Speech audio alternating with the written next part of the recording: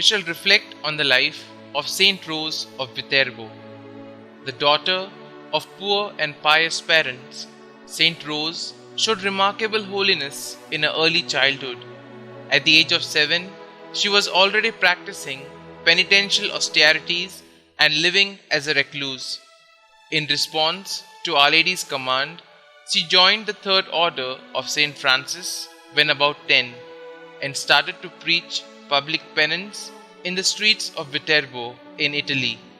For 2 years, she exhorted the citizens to remain faithful to the Pope and to resist Emperor Frederick II of Germany, who at that time held the city.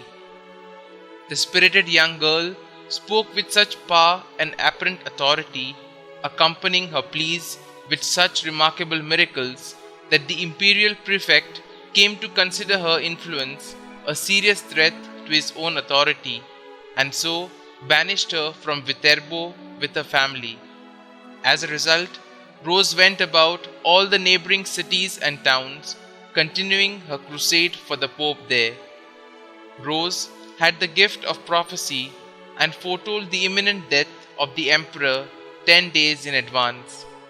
In the town of Vitorciano, she found that a sorceress had succeeded in perverting the minds of many of the townsfolk.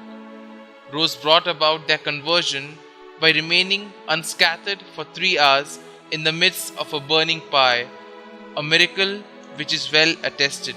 When the Pope's power was restored in Viterbo in the year 1251, Rose returned to her native city and asked for admission to the convent of Poor Clares, but was refused. Thereupon, she went to live in a small cell on the outskirts of Viterbo, foretelling that she would be admitted to the convent after her death. And so it happened indeed, for not long after she had died the following spring at the age of 17, Pope Alexander IV ordered her remains to be interred at the convent of the Poor Clares. She was canonized in 1454 by Pope Callistus III.